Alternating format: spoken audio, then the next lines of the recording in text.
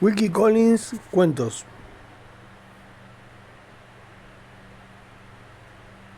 ¿Quién mató a CBD? Unas palabras previas sobre mí mismo. Antes de que el médico se marchara una mañana, le pregunté cuánto tiempo iba a vivir. Me respondió: no resulta fácil decirlo. Puede morir usted antes de que vuelva a verle por la mañana, o puede vivir hasta finales de mes. A la mañana siguiente todavía vivía lo suficiente como para pensar en las necesidades de mi alma, de modo que, puesto que soy miembro de la Iglesia Católica Romana, mandé llamar a un sacerdote. La historia de mis pecados, relatada en confesión, incluía el abandono culpable de mi deber hacia las leyes de mi país. En opinión del sacerdote, y yo estuve de acuerdo con él, tenía la obligación moral de reconocer públicamente mi falta, como un acto de penitencia digno de un inglés católico. Llegamos así a establecer un reparto del trabajo. Yo relaté las circunstancias, mientras que su reverencia tomó la pluma y puso las cosas sobre el papel. Este es el resultado. 1. Cuando era un joven de 25 años, me convertí en miembro de las fuerzas de policía de Londres. Tras casi 2 años de experiencia en la responsabilidad de los mal pagados deberes de esa vocación, me encontré dedicado a mi primer grave y terrible caso de investigación oficial, relacionado nada menos que con un delito de asesinato. Las circunstancias fueron las siguientes. Por aquel entonces yo estaba destinado a una comisaría del Distrito Norte de Londres, que pido permiso para no mencionar más particularmente. Un cierto lunes inicié mi turno de noche. A las 4 de la madrugada no había ocurrido nada digno de mención en la comisaría. Era primavera y entre el gas y el fuego la habitación se puso bastante calurosa. Fui a la puerta para respirar un poco de aire fresco ante la sorpresa de nuestro inspector de servicio, que era de por sí un hombre friolento. Caía una fina llovizna y la fuerte humedad del aire me envió de vuelta al lado del fuego. No creo que llevara sentado allí más de 1 minuto cuando empujaron con fuerza la puerta giratoria. Una mujer frenética entró dando un grito y preguntando: ¿es esto la comisaría? Nuestro inspector, por lo demás un magnífico agente, tenía, por alguna perversidad de la naturaleza, un temperamento más bien acalorado en su friolera constitución. ¿Por qué benditas sean las mujeres no ve usted que lo es?, dijo. ¿Qué es lo que ocurre? Asesinato es lo que ocurre, restalló ella. Por el amor de Dios, vengan conmigo. Es en la pensión de la señora Crosscapel, en el número 14 de la calle Legit. Una joven ha asesinado a su esposo por la noche, con un cuchillo, señor. Dice que cree que lo hizo dormida. Confieso que aquello me sobresaltó, y el tercer hombre de servicio, un sargento, pareció sentir lo mismo también. La mujer era hermosa, incluso en su aterrada expresión recién salida de la cama, con las ropas desarregladas. Por aquellos días me gustaban las mujeres altas y ella era, como dicen, de mi estilo. Adelanté una silla para que se sentara y el sargento removió el fuego. En cuanto al inspector, nada le alteraba. La interrogó tan fríamente como si se tratara de un insignificante caso de robo. ¿Ha visto usted al hombre asesinado?, preguntó. No, señor. ¿O a la esposa? No, señor. No me atreví a ir a la habitación, solo lo oí. Oh, ¿y quién es usted? ¿Una de las clientas de la pensión? No, señor, soy la cocinera. ¿El dueño no está en la casa? Sí, señor, está tan asustado que no da pie con bola. Y la doncella ha ido en busca del médico. Todo recae en los pobres empleados, por supuesto. Oh, ¿por qué pondría el pie en esa horrible casa? La pobre mujer estalló en lágrimas y se estremeció de pies a cabeza. El inspector tomó nota de sus afirmaciones, luego le pidió que las leyera y firmara con su nombre. El objetivo de todo aquello era permitirle acercarse a ella lo suficiente como para tener la oportunidad de oler su aliento. Cuando la gente hace afirmaciones tan extraordinarias, me dijo más tarde, a veces te ahorra problemas comprobar que no están borrachos. También he conocido algunos que están locos, pero no a menudo. A esos los identificas generalmente por sus ojos. La mujer se levantó y firmó con su nombre, Priscilla Turlby. La prueba del inspector demostró que estaba sobria, y sus ojos, de un hermoso color azul claro, cálidos y agradables, sin duda cuando no miraban con miedo y ahora rojos por las lágrimas, le ratificaron, supuse, que no estaba loca. Me adjudicó el caso en primera instancia. Vi que no creía nada de aquello, ni siquiera entonces. Vaya con ella a la casa, me dijo. Puede que sea una estúpida broma o una pelea exagerada. Compruébelo por usted mismo y escuche lo que dice el médico. Si es serio, avise directamente aquí y no deje entrar a nadie en el lugar o marcharse de él hasta que lleguemos. Espere, ¿sabe la fórmula para cualquier declaración voluntaria? Sí, señor, tengo que advertir a la persona que cualquier cosa que diga será registrada y puede ser empleada en su contra. Muy bien, uno de estos días van a nombrarle inspector. Ahora, señorita... Y con eso dejó a la mujer a mi cuidado. La calle Legit no estaba muy lejos, unos 20 minutos a pie desde la comisaría. Confieso que pensé que el inspector había sido más bien duro con Priscilla. Ella estaba, por supuesto, furiosa con él. ¿Qué ha querido dar a entender?, exclamó cuando ha hablado de una broma. Me gustaría que estuviera tan asustado como lo estoy yo. Esta es la primera vez que sirvo en una casa, señor, y no creo haber hallado un lugar respetable. Le hablé muy poco por el camino, debido en buena parte a que, la verdad sea dicha, me sentía más bien ansioso por la tarea que me había sido encomendada. Cuando alcancé la casa, abrieron la puerta desde dentro antes de que pudiera llamar. Salió un caballero que resultó ser el médico. Se detuvo apenas me vio. Debe ir con cuidado, policía, me dijo. Hallé al hombre tendido de espaldas en la cama, muerto, con el cuchillo que lo había matado clavado todavía en la herida. Al oír aquello, sentí la necesidad de enviar aviso inmediatamente a la comisaría. ¿Dónde podía hallar un mensajero de confianza? Me tomé la libertad de pedirle al médico que repitiera a la policía lo que me había dicho a mí. La comisaría no estaba muy lejos de su camino de vuelta a casa. Aceptó amablemente atender mi petición. La patrona, la señora Croscapel, se nos unió mientras aún hablábamos. Era una mujer joven todavía, que no se asustaba con facilidad, por lo que pude ver, ni siquiera por un asesinato en la casa. Su marido estaba en el pasillo tras ella. Parecía lo bastante viejo como para ser su padre, y temblaba tanto de terror que alguien hubiera podido tomarle por el culpable. Retiré la llave de la puerta de la calle después de cerrarla y le dije a la patrona: nadie debe abandonar la casa o entrar en ella hasta que llegue el inspector. Debo examinar el lugar para ver si alguien ha forzado la entrada. La llave de la puerta del patio está puesta en la cerradura, dijo, como respuesta a mis palabras. Siempre está cerrada. Baje conmigo y véalo usted mismo. Priscilla fue con nosotros. Su señora la envió a encender el fuego de la cocina. Quizá algunos, sugirió la señora Croscapel, nos sintamos un poco mejor con una taza de té. Observé que se tomaba las cosas con tranquilidad, dadas las circunstancias. Me respondió que la patrona de una pensión londinense no podía permitirse perder la calma, no importaba lo que hubiera ocurrido.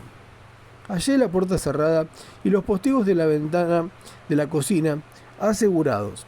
La parte de atrás y la puerta de la cocina estaban aseguradas del mismo modo. No había nadie escondido en ninguna parte. Regresamos arriba y examiné la ventana del salón de delante. Allí también los postigos cerrados me indicaron la seguridad de aquella habitación. Una voz quebrada dijo a través de la puerta de la salita de atrás: el policía puede entrar si promete no mirarme. Me volví hacia la patrona en busca de información. Es mi huésped de la salita, la señorita Mibus, dijo esta, una dama muy respetable. Al entrar en la habitación vi algo envuelto en las cortinas de la cama. La señorita Mibus se había hecho modestamente invisible de aquella manera. Satisfecho de la seguridad de la parte inferior de la casa y con las llaves en el bolsillo, estuve dispuesto a ir escaleras arriba. En nuestro camino a las regiones superiores pregunté si había habido alguna visita el día anterior. Solo 2 visitantes amigos de los huéspedes y la propia señora Croscapel los había acompañado a la salida. Mi siguiente pregunta se refirió a los propios huéspedes. En la planta baja estaba la señorita Mibus. En el primer piso, ocupando ambas habitaciones, el señor Barfield, un viejo soltero empleado en la oficina de un comerciante. En el segundo piso, en la habitación de delante, el señor John 11, CBD, el hombre asesinado y su esposa. En la habitación de atrás, el señor Deluc, descrito como un agente de comercio de cigarros y supuestamente un caballero criollo de la Martinica. En la buhardilla de delante, el señor y la señora Croscapel. En la buhardilla de atrás, la cocinera y la doncella. Estos eran los habitantes regulares de la casa. Indagué acerca de las sirvientas. Ambas excelentes personas, dijo la patrona, o no estarían a mi servicio. Llegamos al segundo piso y hallamos a la doncella de guardia ante la puerta de la habitación delantera. Físicamente no era una mujer tan agraciada como la cocinera y estaba enormemente asustada, por supuesto. Su señora la había apostado allí para dar la alarma en caso de un arrebato por parte de la señora CBD, que permanecía encerrada en la habitación. Mi llegada alivió a la doncella de su responsabilidad. Corrió escaleras abajo a reunirse con su compañera de servicio en la cocina. Le pregunté a la señora Croscapel cómo y cuándo se había dado la alarma del asesinato. Poco después de las 3 de la madrugada, dijo. Me despertaron los gritos de la señora CBD. La encontré ahí fuera, en el descansillo, y al señor Deluc muy alarmado, intentando calmarla. Puesto que duerme en la habitación contigua, solo tuvo que abrir la puerta cuando los gritos de la mujer le despertaron. Mi querido John está muerto, yo soy la miserable culpable, lo asesiné estando dormida. Repetía estas palabras frenéticamente una y otra vez hasta que cayó desmayada. El señor Deluc y yo la llevamos de vuelta al dormitorio. Ambos pensamos que la pobre mujer se había despertado de alguna pesadilla, pero cuando llegamos junto a la cama, no me pregunte lo que vimos. El doctor ya se lo ha contado. Durante un tiempo fui enfermera en un hospital y por ello estoy acostumbrada a ver cosas horribles. Sin embargo, aquello me dejó helada y aturdida. En cuanto al señor Deluc, pensé que él iba a ser el siguiente en desmayarse. Tras oír aquello, pregunté si la señora CBD había dicho o hecho algo extraño desde que era huésped de la señora Croscapel. ¿Piensa usted que está loca?, respondió la patrona. Cualquiera lo pensaría cuando una mujer se acusa a sí misma de asesinar a su marido estando dormida.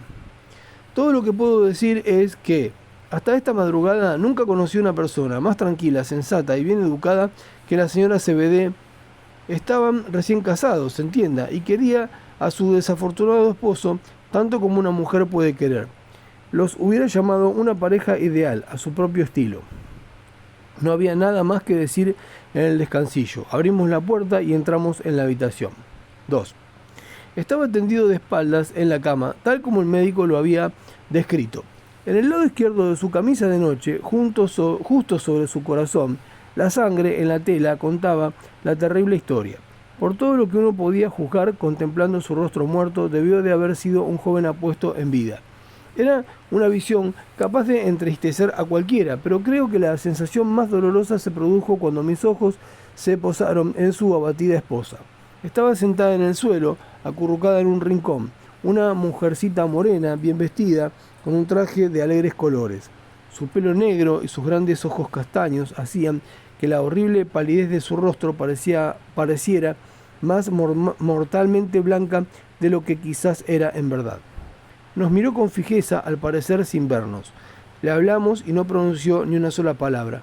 Igual hubiera podido estar muerta, como su esposo, excepto porque no dejaba de morderse los dedos y se estremecía de tanto en tanto como si tuviera frío.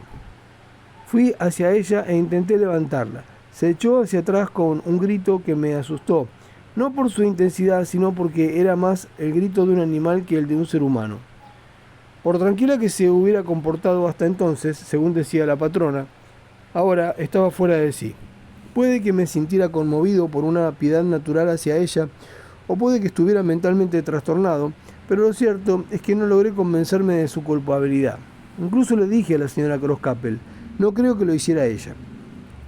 Mientras pronunciaba esas palabras, hubo una llamada a la puerta de entrada.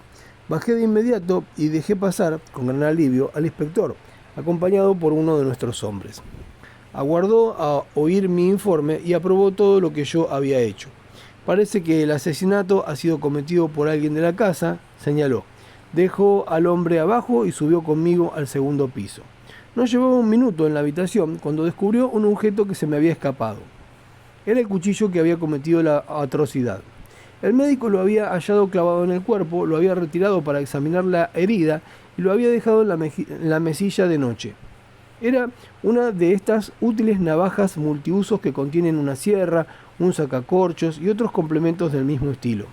La gran hoja quedaba asegurada, una vez abierta, por un muelle. Excepto donde estaba manchado de sangre, el cuchillo aparecía tan brillante como cuando fue comprado. Una pequeña placa de metal sujeta al mango de cuerno mostraba una inscripción, solo parcialmente grabada: a John CBD D. Allí, sorprendentemente, se detenía. ¿Quién o qué había interrumpido el trabajo del grabador? Era imposible adivinarlo siquiera. De todos modos, el inspector se mostró animado.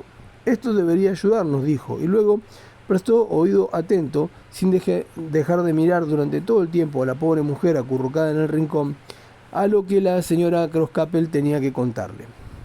Una vez la patrona hubo terminado su relato, dijo que ahora necesitaba ver al huésped que dormía en la habitación de al lado. El señor Deluc apareció de pie en la puerta del cuarto, con la cabeza vuelta hacia otro lado, para no contemplar el horror de su interior. Iba envuelto en una espléndida bata azul, ribeteada en oro, y con un cinturón del mismo color. Su escaso pelo castaño estaba rizado, soy incapaz de decir si natural o artificialmente, en pequeños bucles. Su color general era amarillento, sus ojos verdes, castaños eran del tipo llamado saltones. Parecía como si fueran a caerse de un momento a otro de su rostro, si uno colocaba una cuchara debajo de ellos. Su bigote y su barba caprina estaban cuidadosamente engominados y, para completar su equipamiento, llevaba un largo puro negro en la boca. No es insensibilidad a esta terrible tragedia, explicó. Tengo los nervios destrozados, señor policía, y solo puedo combatirlo de esta forma. Le ruego que me disculpe y me comprenda. El inspector interrogó al testigo seca y exhaustivamente. No era un hombre que se dejara llevar por las apariencias, pero podía ver que estaba muy lejos de que el señor Deluc le gustara o simplemente confiara en él. Nada surgió del interrogatorio, excepto lo que la señora Croscapel me había mencionado ya en sustancia. El señor Deluc regresó a su habitación. ¿Cuánto tiempo lleva con ustedes?, preguntó el inspector, tan pronto el otro se hubo dado la vuelta. Casi un año, respondió la patrona. ¿Les dio alguna referencia? Una referencia tan buena como yo podía desear. Y citó el nombre de una conocida firma de comerciantes de puros en la City. El inspector anotó la información en su blog. Preferiría no relatar con detalle lo que ocurrió a continuación. Es demasiado penoso para demorarse en ello. Déjenme decir tan solo que la pobre y alterada mujer fue llevada en un coche a la comisaría. El inspector se hizo cargo de la navaja y de un libro hallado en el suelo titulado El mundo del sueño. Cerramos el baúl que contenía el equipaje y luego la puerta de la habitación. Ambas llaves fueron entregadas a mi custodia. Mis instrucciones eran quedarme en la casa y no permitir que nadie la abandonara hasta que volviera a tener noticias del inspector. 3. La encuesta del juez de instrucción fue aplazada y la vista ante el magistrado terminó con el ingreso de la acusada en prisión sin que la señora CBD estuviera en condiciones de comprender nada de lo que sucedía. El médico informó de que estaba completamente postrada por un terrible shock nervioso. Cuando se le preguntó si se consideraba una mujer cuerda antes de que se produjera el asesinato, se negó a responder afirmativamente en aquel momento. Transcurrió una semana. El hombre asesinado fue enterrado. Su anciano padre asistió al funeral. Vi ocasionalmente a la señora Croscapel y a las dos sirvientas con la finalidad de obtener tanta información adicional como fuera posible. Tanto la cocinera como la doncella habían comunicado que pensaban marcharse tras el mes reglamentario. Se negaban en interés propio a seguir en una casa que había sido escenario de un asesinato. Los nervios del señor Deluc le condujeron también a su marcha. Su descanso se veía ahora alterado por terribles sueños. Pagó la penalización monetaria exigida y se fue sin más. El huésped del primer piso, el señor Barfield, Conservó sus habitaciones, pero obtuvo un permiso en su empleo y se refugió con unos amigos en el campo. Solo la señorita Mibus siguió en su saloncito. Cuando estoy cómoda en un sitio, dijo la anciana dama, nadie me mueve de allí a mi edad. Un asesinato un par de pisos más arriba es casi lo mismo que un asesinato en la casa de al lado. La distancia, ¿sabe?, es lo que marca toda la diferencia. A la policía le importaba poco lo que hicieran los huéspedes. Teníamos hombres de paisano vigilando a la casa día y noche. Todas las personas que se marcharon fueron seguidas discretamente y la policía de los distritos a donde se trasladaron fue advertida de mantenerlos bajo vigilancia. Mientras no consiguiéramos probar de ningún modo la extraordinaria afirmación de la señora CBD, sin decir nada del hecho de que fracasaron todos nuestros intentos de rastrear la navaja hasta su comprador, no podíamos dejar que ninguna persona que había vivido bajo el techo de la señora Croscapel la noche del asesinato se escapara de nuestras manos. 4. A los 15 días, la señora CBD se había recuperado lo suficiente como para prestar la necesaria declaración, tras las advertencias preliminares dirigidas a las personas en tales casos. El médico no vaciló ahora en considerarla una mujer cuerda. Su ocupación en la vida había sido el servicio doméstico. Había vivido 4 años en el último lugar como doncella de una lady con una familia que residía en Dorsetshire. El único problema que tenía había sido su ocasional sonambulismo, que hacía necesario que otra de las sirvientas durmiera en la misma habitación que ella, con la puerta cerrada y la llave bajo su almohada. En todos los demás aspectos, la doncella era descrita por su lady como un perfecto tesoro. En los últimos 6 meses de su servicio, un joven llamado John CBD entró en la casa con una recomendación como mayordomo. Pronto quedó prendado de la hermosa doncella de la lady y ella le devolvió el sentimiento. Hubieran podido tener que aguardar años para hallarse en una posición pecuniaria que les permitiera casarse, de no ser por la muerte del tío de CBD, que le dejó una pequeña fortuna de 2.000 libras. Para personas de su condición, ahora eran lo bastante ricos como para hacer lo que se les antojara.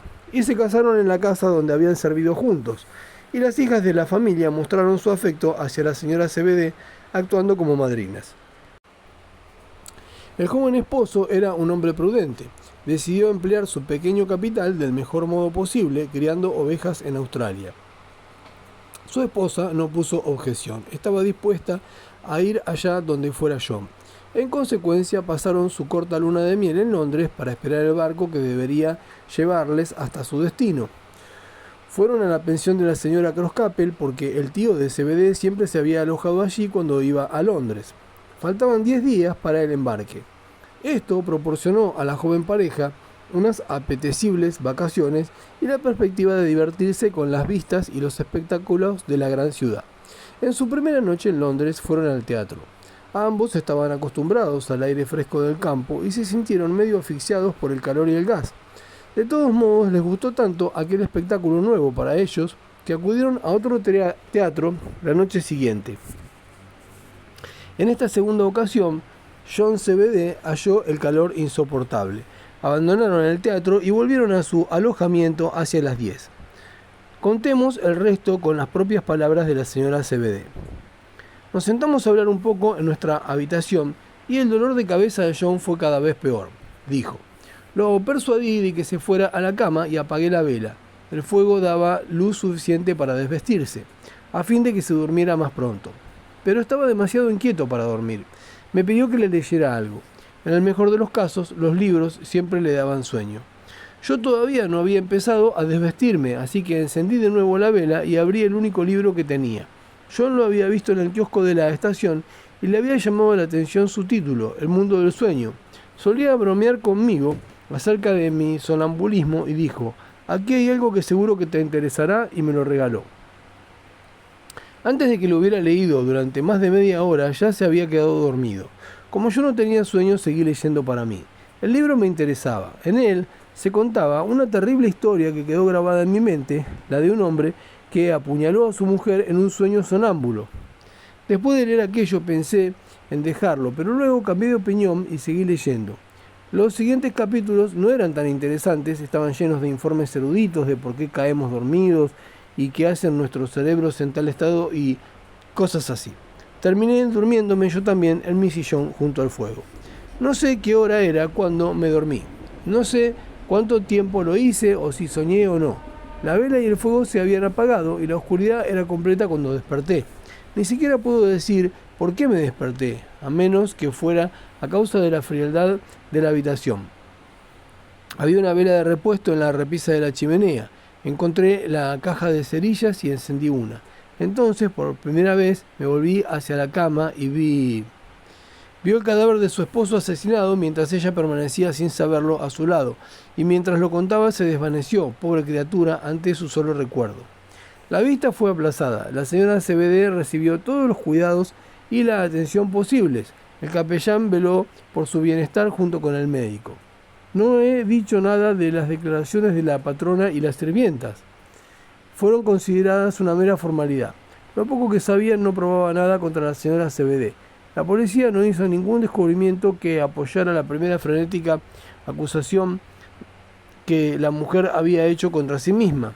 Sus últimos amos hablaron de ella en los más altos términos. Estábamos completamente en un callejón sin salida. Al principio se consideró oportuno no sorprender al señor Deluc citándole como testigo.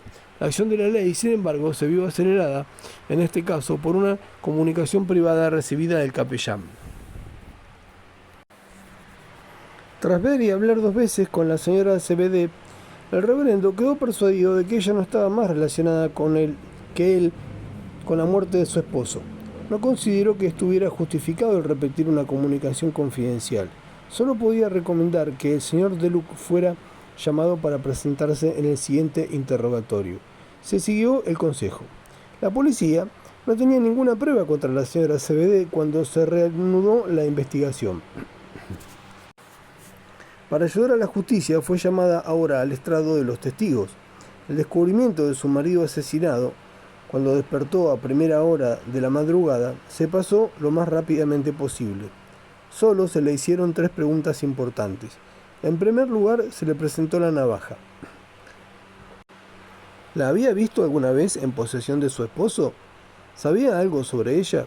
Absolutamente nada.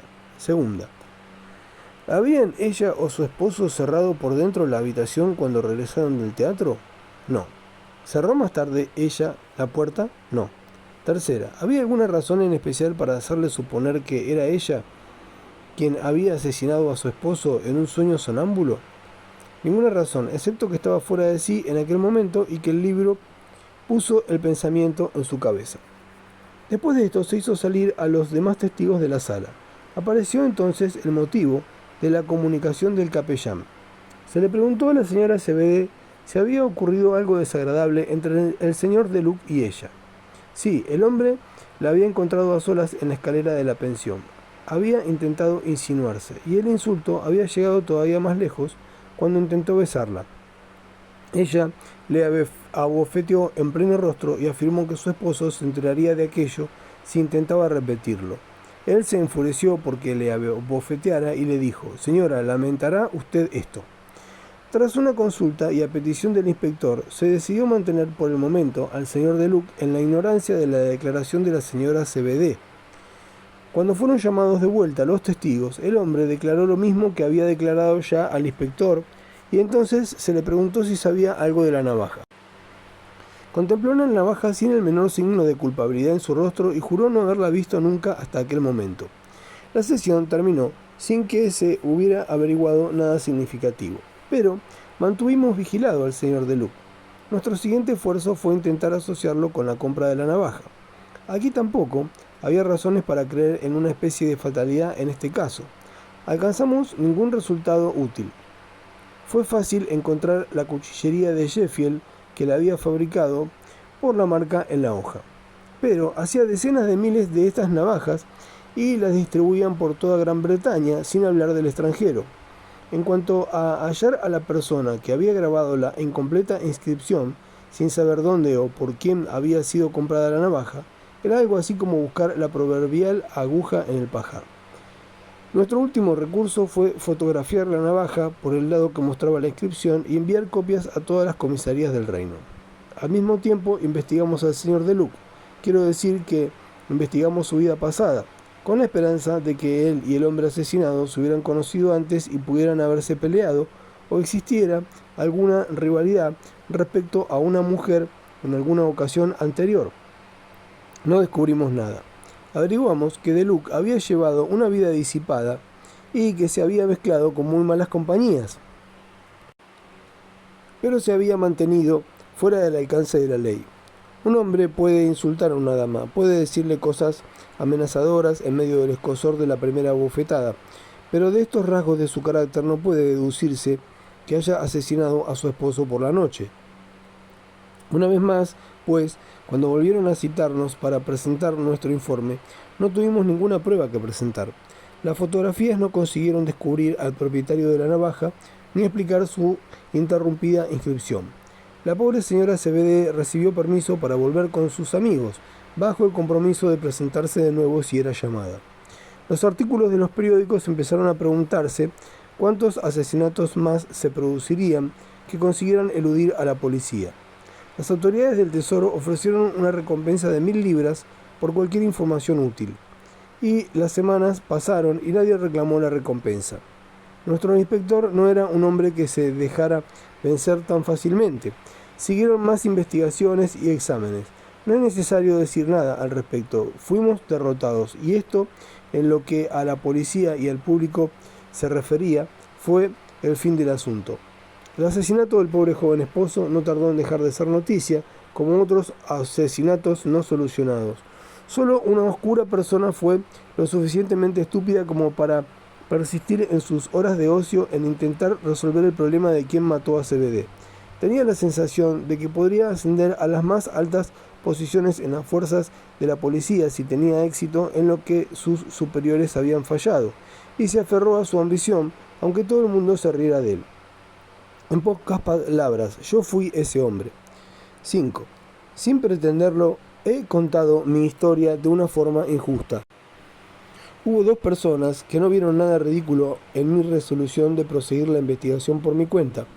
Una de ellas fue la señorita Mibus, la otra fue la cocinera, Priscilla Turby. Mencionando primero a la dama, la señorita Mibus se mostró indignada ante la resignación con la cual la policía aceptó su derrota. Era una mujercita fuerte, de ojos brillantes, y decía lo que pensaba. Esto me afecta mucho, dijo. Simplemente miren 1 año o 2 hacia atrás. Puedo recordar 2 casos de personas halladas asesinadas en Londres, y los asesinos nunca han sido descubiertos. Yo también soy una persona, y me pregunto si no será mi turno la próxima vez. Es usted una persona agradable, y me gustan su valor y su perseverancia. Venga tan a menudo como considere necesario y diga que viene a visitarme si le ponen alguna dificultad para dejarle entrar. Una cosa más.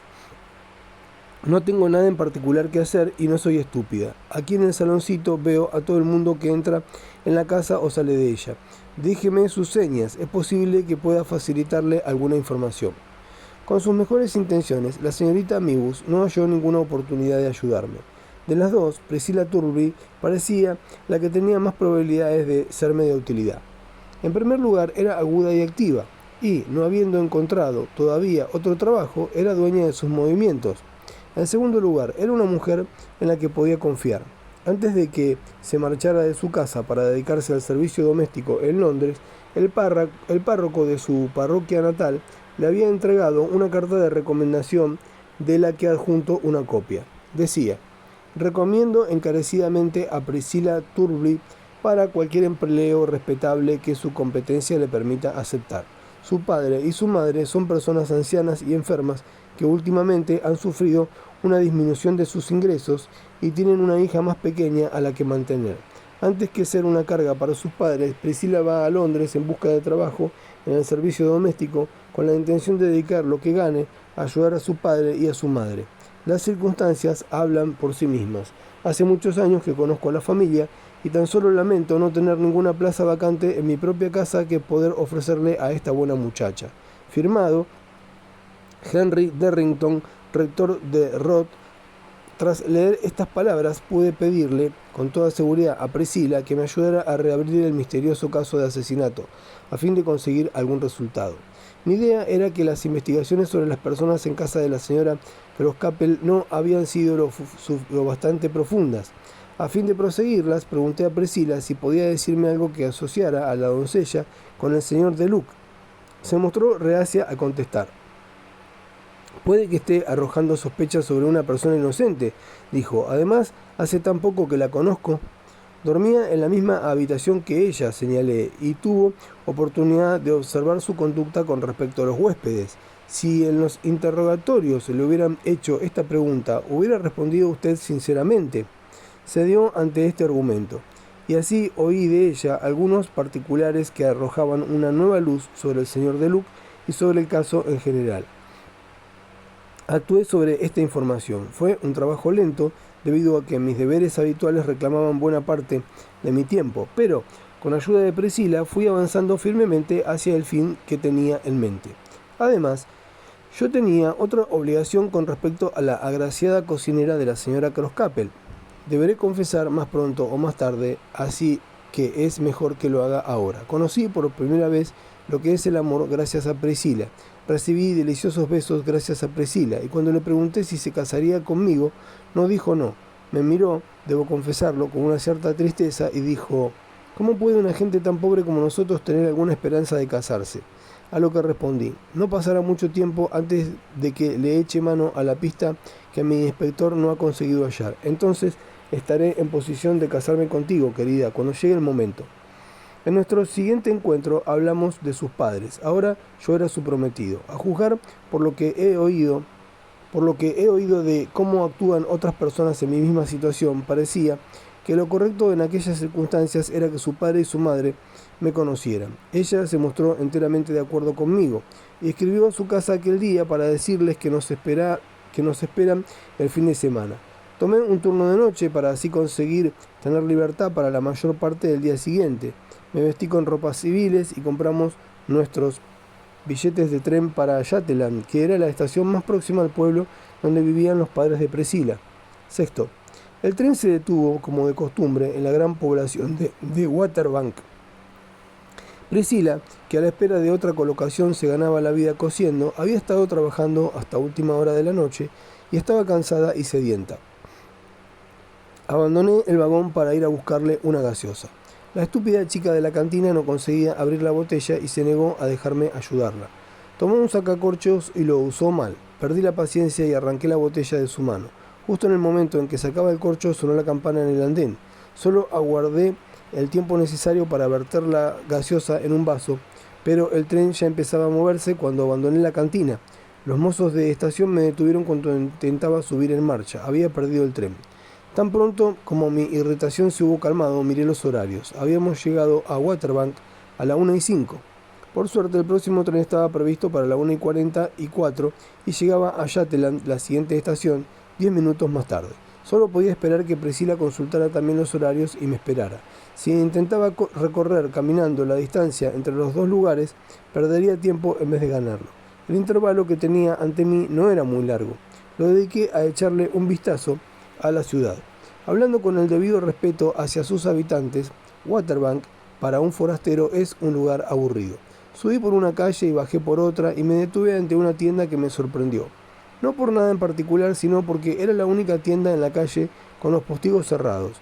Había un cartel pegado a los postigos anunciando que el lugar estaba en alquiler. El nombre y ocupación del anterior ocupante, indicado con las habituales letras pintadas, era Jane Wickham, cuchillero, etc. Por primera vez se me ocurrió que habíamos olvidado un obstáculo en nuestro camino cuando distribuimos las fotos de la navaja. Ninguno de nosotros había pensado que una cierta proporción de cuchillerías podía hallarse fuera de nuestro alcance por circunstancias diversas, por haberse retirado del negocio o por haber quebrado. Por ejemplo, siempre llevaba conmigo una copia de la fotografía y me dije a mí mismo: aquí hay una sombra de posibilidad de rastrear la navaja hasta el señor de Luc. Después de llamar al timbre un par de veces, un viejo muy desasiado y muy sordo me abrió la puerta de la tienda. Será mejor que suba usted la escalera y hable con el señor Scorrier en el piso de arriba, dijo. Apoyé los labios en la trompetilla del viejo y le pregunté quién era el señor Scorrier. El cuñado del señor Wickham. El señor Wickham murió. Si desea comprar usted el negocio, diríjase al señor Scorrier. Tras esta respuesta subí las escaleras y encontré al señor Escorrier enfrascado en grabar una placa de latón para una puerta. Era un hombre de mediana edad, de rostro cadavérico y ojos apagados. Tras las necesarias disculpas, extraje mi fotografía. ¿Puedo preguntarle, señor, si sabe algo de la inscripción de esta navaja?, inquirí. Tomó su lupa para examinar la foto. Es curioso, observó en voz baja. Recuerdo ese extraño nombre, CBD. Sí, señor, yo grabé esto, tal como está ahora. Me pregunto qué me impidió terminarlo. El nombre de CBD y la inscripción inacabada de la navaja habían aparecido en todos los periódicos ingleses. Se tomó el asunto de una forma tan fría que dudé sobre cómo interpretar su respuesta. ¿Era posible que no hubiera leído nada sobre el asesinato? ¿O era un cómplice con unos prodigiosos poderes de autodominio? Disculpe, dije, ¿no lee usted los periódicos? Nunca, me falla la vista, me abstengo de leer, el interés de mi ocupación. ¿No ha oído mencionar usted el nombre de CBD por nadie que lea los periódicos? Es probable que lo haya oído, pero no le habré prestado atención. Cuando termino mi trabajo voy a dar un paseo, luego ceno, tomo un ponche y fumo una pipa, luego me voy a dormir. Supongo que pensará usted que es una existencia muy aburrida. Llevé una vida miserable, señor, cuando era joven. Vivir tranquilo y descansar un poco antes de reposar definitivamente en la tumba es todo lo que pido. El mundo dejó de existir para mí hace mucho tiempo, tanto mejor. El pobre hombre hablaba sinceramente. Me sentí avergonzado de haber dudado de él. Volví al tema de la navaja. ¿No sabe usted dónde fue comprada y por quién?, pregunté. Mi memoria no es tan buena como antes, murmuró, pero tengo algo que puede ayudar. Extrajo de una alacena un viejo y sucio libro de recortes. Por lo que pude ver, en sus páginas había pegadas tiras de papeles con cosas escritas. Fue a un índice o tabla de contenidos y abrió una página. Algo parecido a un destello de vida iluminó su apagado rostro. Ah, ahora me acuerdo, dijo. El cuchillo fue comprado en la tienda de abajo de mi difunto cuñado. Ahora lo recuerdo todo, señor. Una persona en un estado muy agitado entró en este mismo cuarto y me arrancó el cuchillo de las manos cuando estaba solo a medio grabar la inscripción. Sentí que estaba muy cerca de un descubrimiento. ¿Puedo ver qué es lo que le ha ayudado a recortar?, pregunté. Oh, sí, ¿sabe, señor? Me gano la vida grabando inscripciones y direcciones y pego en este libro las instrucciones manuscritas que recibo con mis correspondientes anotaciones al margen. Por un lado me sirven como referencia para los nuevos clientes y por otro lado me ayudan a recordar. Volvió el libro hacia mí y señaló una tira de papel que ocupaba la parte inferior de una página. Leí la inscripción completa que hubiera debido figurar en la navaja que había matado a CBD. A John CBD, de Priscilla Turby. 7. Declaro que me resulta imposible describir lo que sentí cuando el nombre de Priscilla apareció ante mis ojos como una confesión escrita de culpabilidad. Ignoro cuánto tiempo transcurrió antes de que me recobrara lo suficiente. Lo único que puedo decir con claridad es que asusté al pobre grabador. Mi primer deseo fue tomar posesión de la inscripción manuscrita. Le dije que era policía y que debía ayudarme en el esclarecimiento de un crimen. Incluso le ofrecí dinero. Apartó mi mano. Puede llevárselo a cambio de nada, dijo, con solo que se vaya de aquí y no vuelva nunca. Intentó arrancar la página, pero sus temblorosas manos se lo impidieron. La arranqué yo mismo e intenté darle las gracias. No me oyó. Márchese, exclamó, no me gusta su aspecto. Puede que se me objete aquí que no hubiera debido estar tan seguro de la culpabilidad de Priscilla hasta obtener más pruebas contra ella. La navaja podía haberle sido robada, suponiendo que hubiera sido ella la persona que la había arrebatado de las manos del grabador, y podía haber sido utilizada luego por el ladrón para cometer el asesinato. Todo ello muy cierto, pero nunca tuve ni un momento de duda desde el instante mismo en que leí la terrible línea en el libro del grabador. Volví a la estación del ferrocarril sin ningún plan en mi cabeza. El tren en el que me había propuesto alcanzarla había salido ya de Waterbank. El siguiente tren que llegaba iba a Londres. Lo tomé, todavía sin ningún plan en mente. En Charing Cross me encontré con un amigo. Me dijo, «Tienes un aspecto horrible, vamos a beber algo». Fui con él. Lo que verdaderamente deseaba era un poco de alcohol. Me hizo reaccionar y aclaró mi cabeza. Él siguió su camino y yo seguí el mío. Al cabo de poco tiempo ya había decidido lo que haría. En primer lugar, decidí renunciar a mi puesto de la policía, por un motivo que ahora enunciaré. En segundo lugar, tomé una habitación en una pensión. Ella sin duda regresaría a Londres e iría a mi casa para averiguar qué me había pasado.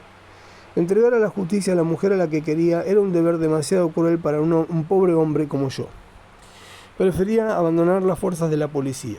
Por otro lado, si ella y yo nos encontrábamos antes de que el tiempo me hubiera ayudado a dominarme, tenía el horrible temor de que fuera yo quien me convirtiera ahora en un asesino y la matara, allí y entonces. La muy traidora no solo me había embaucado para que me casara con ella, sino que había hecho que una inocente se viera involucrada en el asesinato. Aquella misma noche hallé una forma de aclarar las dudas que todavía asaltaban mi mente.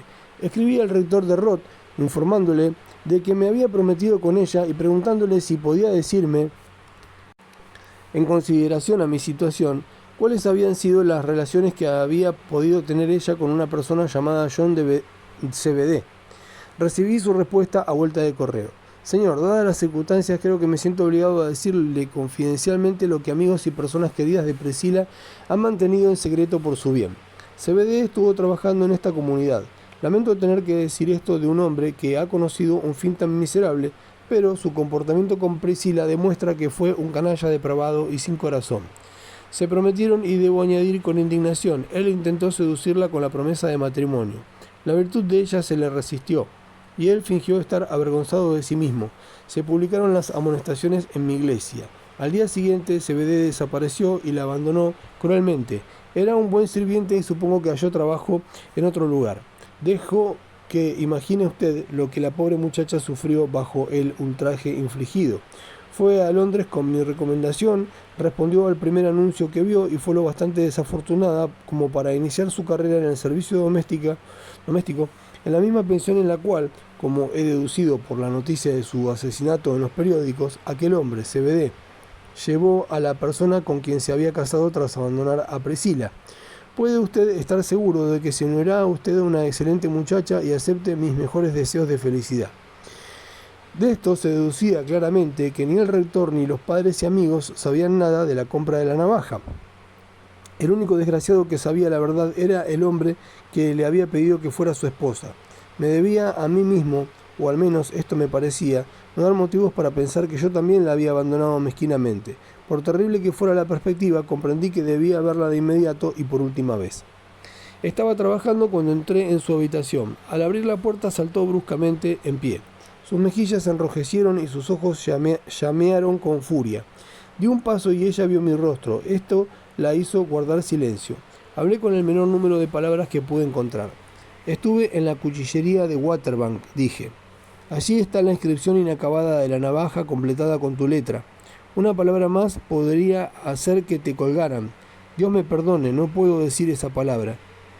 Su rostro adquirió un terrible color de arcilla. Sus ojos se clavaron fijamente en mí, como los ojos de una persona que sufre un ataque. Permaneció allí de pie, inmóvil y en silencio. Sin decir nada más, dejé caer la inscripción en el suelo. Sin decir nada más, me fui. No volví a verla nunca. 8. Pero supe de ella unos pocos días más tarde. Quemé la carta hace mucho tiempo. Desearía haber podido olvidarla también. Sigue grabada en mi memoria. Si muero con todas mis facultades mentales intactas, la carta de Priscila será mi último recuerdo sobre la tierra. En sustancia repetía lo que el rector ya me había dicho. Además me informaba de que había comprado la navaja como un regalo a CBD en lugar de una navaja similar que él había perdido. La compró el sábado y la dejó para que la grabasen. El domingo se publicaron las amonestaciones. El lunes él la había abandonado y ella arrebató la navaja de la mesa del grabador mientras éste todavía trabajaba en ella. Solo sabía que CBD estaba añadiendo nueva leña al insulto que le había infligido cuando se presentó en la pensión con su esposa. Sus deberes como cocinera la mantenían en la cocina y CBD nunca descubrió que ella estaba en la casa. Todavía recuerdo las últimas líneas de su confesión. El diablo entró en mí cuando probé su puerta en mi camino a mi habitación y descubrí que no estaba cerrada, y escuché un poco y miré en su interior. Los vi a la mortecina luz de la vela, el uno durmiendo en la cama, la otra durmiendo junto a la chimenea. Tenía la navaja en la mano y se me ocurrió hacerlo de tal modo que la colgaran a ella por el asesinato. No pude sacar de nuevo la navaja cuando lo hube hecho. Imagínate, te amaba realmente, no te dije sí porque pensara que difícilmente podías enviar a la horca a tu propia esposa si alguna vez descubrías quién mató a CBD. Desde entonces jamás he vuelto a saber de Priscilla Turby. No sé si vive o ha muerto. Mucha gente puede pensar que soy yo quien merece ser colgado, por no haberla llevado a la horca. Puede que quizás se sientan decepcionados cuando lean esta confesión y sepan que he muerto decentemente en mi cama. No les culpo, soy un pecador arrepentido. Adiós para siempre a todos los buenos cristianos piadosos.